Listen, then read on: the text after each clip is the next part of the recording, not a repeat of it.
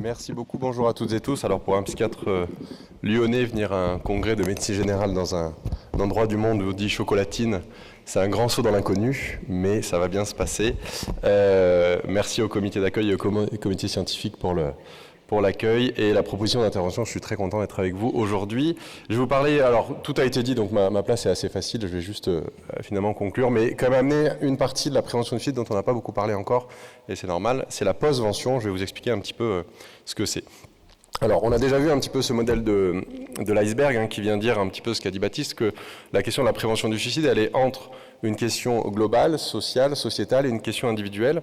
Et on doit toujours trouver un petit peu une manière d'articuler ces deux aspects de la prévention. Et donc, on a besoin à la fois d'approches cliniques de prévention, et c'est ce que je vais vous décrire en tant que chef de service du Centre de prévention du suicide de Lyon, mais aussi d'approches plus globales en termes de santé publique, qui vont ne pas être que l'affaire des psychiatres ou des médecins généralistes, mais qui vont nous dépasser, qui vont être des questions d'éducation à la santé, mais c'est des choses qui ont déjà été dites.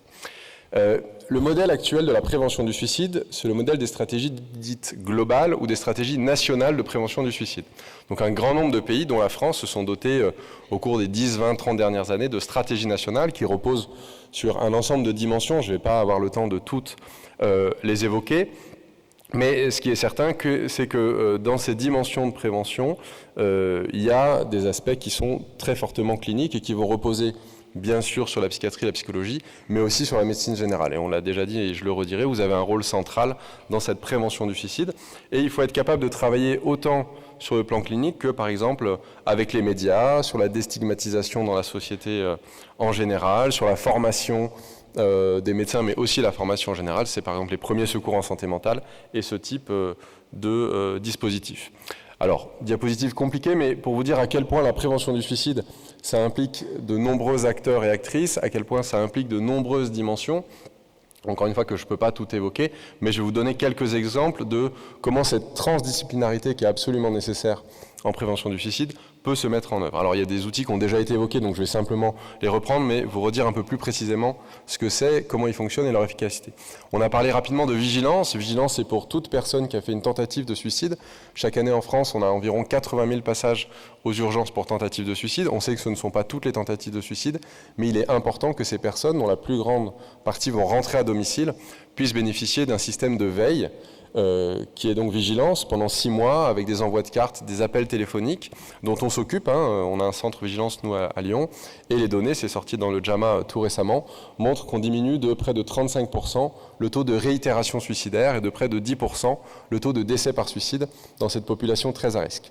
Donc un outil simple, facile et qui a une efficacité remarquable. Autre outil qui marche très bien, ce sont ce qu'on appelle les hotlines en anglais, mais les lignes de prévention, et donc notamment le 3114 depuis octobre 2021, ouvert 7 jours sur 7, 24 heures sur 24, sur tout le territoire métropolitain et outre-mer, qui permet à toute personne en crise suicidaire, mais aussi aux proches qui font face à leurs amis, leurs parents, leurs frères, sœurs, compagnons, compagnes, qui vont pas bien, vont pouvoir appeler. Mais également les professionnels, si vous êtes en difficulté face à une situation où vous ne savez pas quoi faire, vous pouvez appeler le 3114, vous aurez des infirmières, des psychologues qui vous répondront, qui vous aiguilleront sur comment faire, avec la possibilité, les 3114 sont au sein des SAMU, donc de pouvoir déployer des moyens, faire des envois de moyens, c'est le cas dans 10 à 15% des cas environ si besoin. Et puis c'est aussi une ligne pour les personnes endeuillées par suicide, on en parlera tout à l'heure lorsqu'on fait face au suicide d'un patient, cette question de comment orienter la famille est particulièrement difficile, et donc le 3114 est un outil supplémentaire dans cette stratégie de prévention et de postvention. Alors, Johan a évoqué rapidement le plan de protection ou safety plan. Ça tombe bien, je suis d'autant plus content d'en parler que c'est notre équipe qui a fait la première traduction en français tout récemment du plan de protection, donc dans la revue L'Encéphale, qui est notre revue à nous de psychiatres. Et donc, vous pouvez trouver maintenant cette traduction française du plan de protection. C'est un outil très simple qui prend quelques minutes.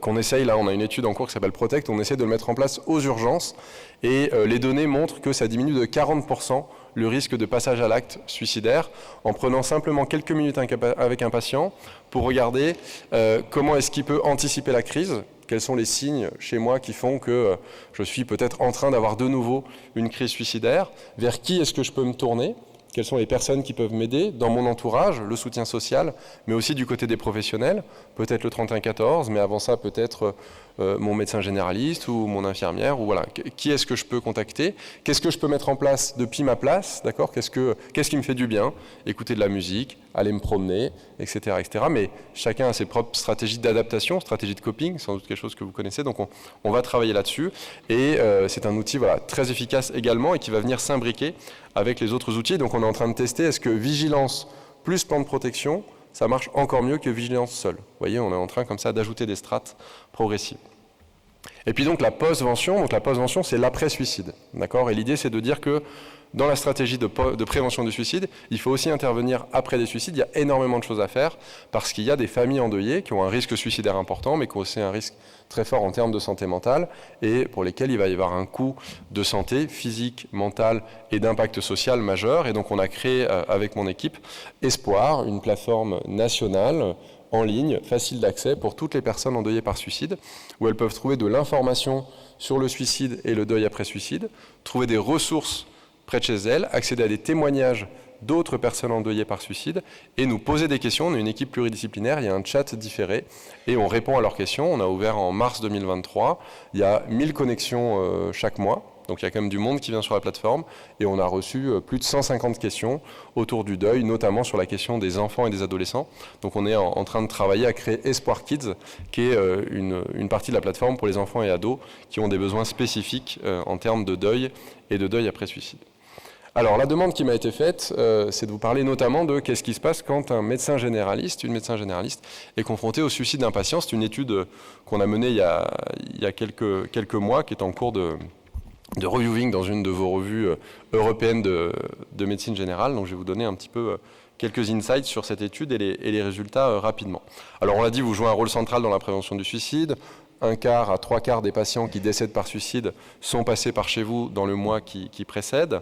Mais vous êtes aussi souvent les premiers interlocuteurs et interlocutrices après le suicide, notamment pour la famille. Ce qui vous met dans une place complexe parce que vous êtes là avant, pendant, après. Et donc du coup, c'est pas évident de gérer tout ça. Alors je ne l'ai pas dit, pardon, dans les outils de prévention, là, peut-être pas suffisamment dit, mais la formation des médecins généralistes portée par le GEPS, le groupement d'études et de prévention du suicide, qui est notre société savante à nous, propose partout en France des formations dédiées. Donc vous êtes au cœur de cette stratégie globale de prévention du suicide, mais pourtant on ne sait pas bien ce qui se passe lorsque vous êtes confronté au suicide d'un patient. Alors cette étude, elle s'inscrit plus largement dans l'étude Impact, qui est une étude qu'on mène depuis 2018 à Lyon, où on s'intéresse à l'impact du suicide sur les professionnels de santé. Donc on a fait les internes en psychiatrie, les psychiatres, les psychologues, les infirmiers. Et puis à un moment donné, c'était votre tour.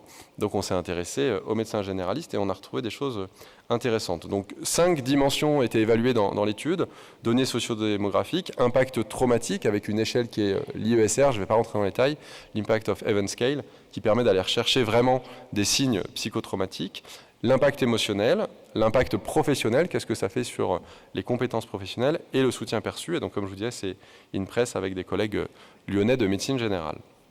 Donc plus de 1400 participants à l'étude, principalement des femmes, travaillant plutôt en cabinet libéral seul ou dans des maisons de santé, un âge moyen de 38 ans, ce qui est inférieur à l'âge moyen des généralistes. Il y a eu effectivement un effet de participation plutôt de jeunes, donc à mon avis pas mal de Julien, d'Eva, de Pauline, de Paul et de Théo, si j'ai bien retenu. Mais quand même, un peu plus de la moitié qui avait moins de 10 ans d'expérience et 12% d'internes, donc plutôt une population jeune. Résultat, près d'un médecin généraliste sur 2 est exposé au suicide d'un patient au cours de sa carrière. Sans doute que ce chiffre est même un petit peu plus élevé parce qu'en fait, je vous l'ai dit, on avait une population de réponse plutôt jeune. Quand on regardait les plus anciens, on montait à 60-70%. Donc la réalité doit se situer aux alentours de 50-60% des généralistes qui vont être exposés au suicide d'un patient. Les psychiatres, c'est 90%. Vous voyez, donc ce n'est pas tout à fait les mêmes dimensions, mais ça veut dire que ça fait partie de l'expérience professionnelle. L'exposition, elle est souvent précoce, pendant l'internat ou dans les 5 premières années d'exercice, donc ça veut dire que c'est quelque chose qui peut arriver assez vite et qui peut être assez marquant. L'exposition était associée au genre masculin, donc les généralistes avaient plus de risques que les femmes généralistes. Le fait de travailler seul en cabinet, en milieu rural ou périurbain, ce qui va tout à fait avec la sociodémographie du suicide, on sait que c'est là où il y a le plus de risques. Pratiquer depuis plus de 10 ans, puisqu'il y a une accumulation forcément de risques, plus on travaille longtemps, plus on risque d'être exposé. Et le fait de ne pas avoir été formé à la prévention du suicide augmenter le risque d'avoir un patient qui se suicide. Donc quand même, cette formation des généralistes, elle est importante, puisque vous voyez qu'elle est protectrice pour les patients et aussi pour vous-même, puisque dans ces 3 dimensions que j'évoquais, première chose qu'on trouvait, c'est qu'on avait une moyenne à l'IES d'environ 14 sur 88, peu importe, mais près d'un participant sur 5 qui rapportait un score évocateur d'un risque de PTSD, c'est ce qu'on peut mesurer avec l'IES, et 1 sur 10 qui rapportait un score en faveur d'un probable PTSD, état de stress post-traumatique. Donc près d'un généraliste sur 10 exposé au suicide d'un patient qui peut présenter un PTSD, c'est quand même énorme. Sur le plan du score émotionnel, on avait principalement des émotions qui ressortaient, qui étaient la culpabilité, la tristesse et le choc, mais on avait aussi de la colère, par exemple, qui pourrait ressortir. 14% avec un score supérieur à 15 et 7,5 avec un score supérieur à 18, ce qui est un score assez élevé puisque le total est à 30. D'accord ? Donc on retrouve à peu près, vous voyez, autour de 10% qui étaient relativement fortement exposés. En termes de pratique professionnelle, vous voyez que la grande majorité, plus de 90%, rapportaient un impact, donc ça change de fait la manière de travailler, ça a un impact. Un impact qui peut être positif, hein, ce n'est pas que négatif d'être confronté à cette réalité-là. Meilleure évaluation des idées suicidaires, intérêt accru pour la prévention du suicide, demande de formation, donc ça peut être intéressant, c'est dommage d'attendre entre guillemets cet événement-là, mais ça peut arriver. Et puis quand même, près de 30%, près d'un tiers, un impact professionnel négatif, 1 sur 5 qui se sentaient très fortement responsables, des remises en question, sentiment de manque de compétences, difficulté à prendre des décisions, et surtout 5% qui ont envisagé de changer de carrière après le suicide. Quand même pas rien. Chez les psychiatres, c'est 20%. Hein. Un psychiatre sur 5 exposé au suicide d'un patient qui envisage de faire autre chose, peut-être devenir médecin généraliste, mais du coup, qui prend le risque malgré tout d'être exposé. Chiffre inquiétant, près de 2 tiers n'avaient reçu aucun soutien. Aucun soutien. C'est-à-dire qu'on fait face à un événement professionnel sévère, grave, traumatisant potentiellement, et il n'y a pas de soutien, un soutien qui vient principalement de collègues, de la famille et des amis, mais ce soutien, il est bienveillant, mais pas toujours très efficace. L'absence de soutien, alors ça peut paraître étonnant, mais était associé à un plus faible score à l'IES et un plus faible score émotionnel. Ça peut vouloir dire deux choses, soit que naturellement, on propose plus de soutien aux personnes qui vont moins bien, de fait on sent qu'elles ne vont pas bien, ou que le soutien il n'est pas de très bonne qualité. Il y a ces deux hypothèses, c'est difficile de trancher, il y a sans doute un peu des deux. Et pas de lien avec l'impact professionnel. Ce qui est important de retenir, c'est que la proportion de participants décrivant un haut niveau d'impact, 10%, et un manque de soutien, autour de 55%, est comparable à celle retrouvée chez d'autres professionnels de santé. Je vous dis ça parce que les niveaux d'impact traumatique, émotionnel et professionnel négatifs sont moins forts, par exemple, que chez les psychiatres, les infirmiers, etc. Donc ça touche moins au global, mais sur la proportion de ceux et celles qui sont hautement touchés, on retrouve la même chose que par ailleurs.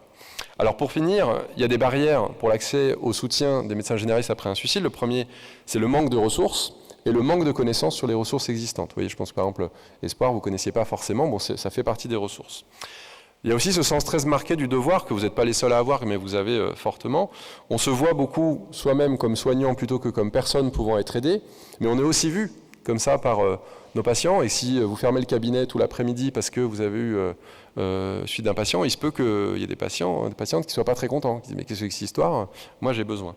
Et puis toujours cette crainte de répercussions professionnelles négatives, hein, ce stigma autour de la santé mentale qui fait que si soi-même on a besoin de soins, d'aide, d'accompagnement en santé mentale, eh ben, c'est pas forcément évident. Et c'est la même chose chez les psychiatres. Alors en Australie, il y a eu des recommandations sur comment aider et soutenir les généralistes. La première, c'est vous aider à la gestion des aspects médico-légaux, parce que, je vous disais, vous êtes toutes les places, et donc parfois vous êtes aussi celles et ceux qui vont devoir être présents sur des questions très concrètes, de certificats de décès, d'obstacles médico-légaux, d'enquêtes, etc. Donc on va aller vous chercher. Donc comment est-ce qu'on peut vous aider là-dessus ? La création de groupes de soutien, un petit peu comme des groupes Balint spécifiques, mais basés sur une culture non-violente de la seconde victime. Je ne sais pas si vous connaissez bien ce terme, c'est un terme peut-être très hospitalier, hein, mais seconde victime, c'est l'idée qu'après un événement indésirable lié aux soins, les soignants, les soignantes sont aussi victimes, entre guillemets, de ce qui s'est passé. On n'est plus sur le modèle de l'erreur médicale où on va chercher la faute et la responsabilité, mais sur un modèle plutôt de compréhension et d'accompagnement suite aux événements graves, et donc c'est le cas du suicide, il me reste 50 secondes, et du soutien personnel proposé aux médecins généralistes, et comment vous former et vous soutenir dans l'accompagnement de la famille endeuillée par suicide. Et un excellent moyen de vous former à tout ça, c'est de nous rejoindre dans le DU de suicidologie, je fais un peu de pub vu qu'il me reste 30 secondes, qu'on coporte avec l'université Paris-Saclay, l'université de Bordeaux. Il y a encore des places pour cette année, le DU commence en janvier, donc on vous accueille volontiers, et puis si c'est un petit peu juste pour venir avec nous dès janvier, eh ben, il y aura la session 2026 où il y aura également des places. Merci beaucoup.